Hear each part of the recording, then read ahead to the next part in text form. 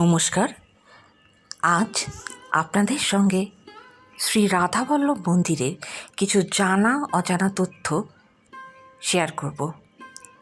উপস্থাপনাটি ভালো লাগলে অবশ্যই লাইক, শেয়ার, কমেন্টস করবেন।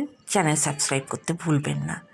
আপনাদের অকুণ্ঠ সহযোগিতাই আমাকে সাহায্য করে নতুন নতুন কিছু করতে। আসুন জেনে নিই শ্রী রাধাবল্লভ প্রকাশ্য উৎসব ও শ্রী রাধাবল্লভ মন্দির সম্পর্কে কিছু তথ্য। বৃন্দাবনে রাধাবল্লভকে প্রেম এবং ভক্তির দেবদূত হিসেবে পূজা করা হয়। এই আইকনিক দেবতা রাধা এবং কৃষ্ণের শাশ্বত সংযুক্তির প্রতীক, যা মানব আত্মার চূড়ান্ত ঐক্যমত দেবত্বের সঙ্গে নির্দেশ করে। 1585 সালে প্রতিষ্ঠিত রাধাবল্লভ মন্দির একটি পবিত্র তীর্থস্থান, যা ভক্তদের আধ্যাত্মিক উন্নতি এবং প্রেমের সন্ধানে আকৃষ্ট করে। এই দেবতার গুরুত্ব রাধাকে কেন্দ্রীয় চরিত্র হিসাবে অনন্য উপস্থাপনায় নিহিত, যেখানে কৃষ্ণ তাঁর দেবসঙ্গী। রাধার গুরুত্বের উপর এই জোর নারীত্বের ভক্তির শক্তি এবং প্রেমের রূপান্তরকারী শক্তির প্রতি আলোকপাত করে। ভক্তদের জন্য রাধাবল্লভ ভক্তিযোগের সারবত্তাকে প্রতিফলিত করে, যা তাদের নিঃস্বার্থ প্রেম এবং আধ্যাত্মিক আলোকিতের দিকে পরিচালিত করে। এই মন্দিরের মূর্তি উপস্থাপনা সত্যিই অনন্য। রাধাবল্লভ লাল দেবতা অন্য মন্দিরগুলির তুলনায় অনন্যভাবে রাধাকে কেন্দ্রীয় চরিত্র হিসেবে এবং কৃষ্ণকে তার দেবসঙ্গী হিসেবে প্রদর্শিত করা হয়েছে।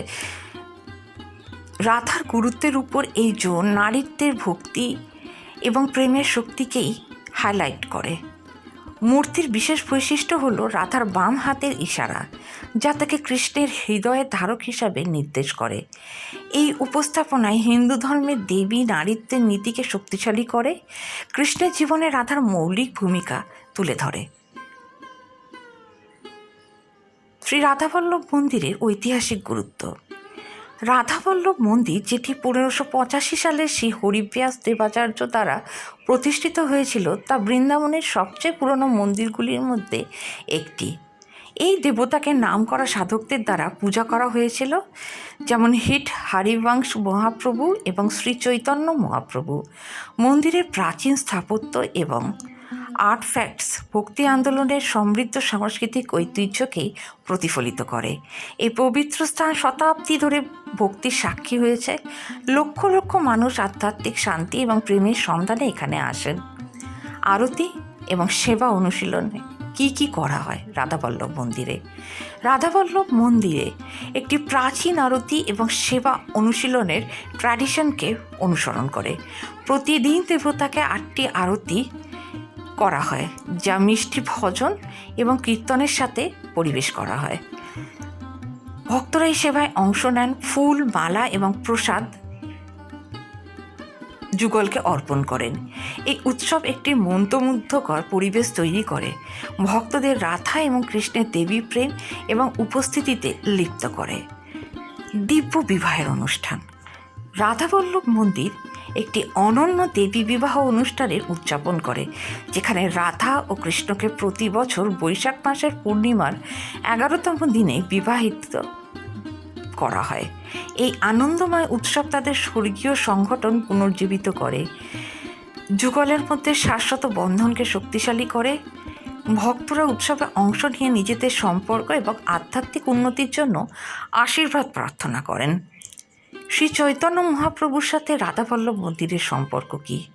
শ্রী চৈতন্য মহাপ্রভু, যিনি গৌড়ীয় বৈষ্ণব ধর্মের এক প্রধান ব্যক্তিত্ব, যিনি রাধাবল্লভ মন্দিরের সাথে গভীরভাবে সংযুক্ত ছিলেন, তিনি এই দেবতার পূজা করেছিলেন এবং দেবতার সামনে ভক্তির গানও রচনা করেছিলেন। মন্দিরের ঐতিহ্য চৈতন্য মহাপ্রভুর শিক্ষার সঙ্গে সামঞ্জস্য বজায় রেখেই এগিয়ে চলেছে। প্রেম এবং ভক্তির গুরুত্বকে আলোকিত করেছে, যা আধ্যাত্মিক আলোকিতি অর্জনের পথ নির্দেশে বছরের পর বছর, শতাব্দীর পর শতাব্দী আগত ভক্তদের সঠিক পথ নির্দেশ করে। রাধাবল্লভ মন্দিরের আধ্যাত্মিক গুরুত্ব। রাধাবল্লভ মন্দির সেই স্থানে অবস্থিত যেখানে শ্রীকৃষ্ণের বাঁশি দেবী রাধারানীকে মন্ত্রমুগ্ধ করেছিল।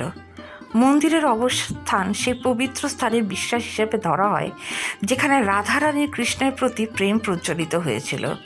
ভক্তরা এই পবিত্র স্থানে আধ্যাত্মিক উন্নতি, প্রেম এবং আত্মসচেতনতা খোঁজেন, যা ভক্তিযোগের সারবদ্ধতাই প্রমাণ করে। আশা করি আপনাদের এটি নতুনত্ব কিছু লাগলো। আবার দেখা হবে খুব শীঘ্রই। ধন্যবাদ, নমস্কার।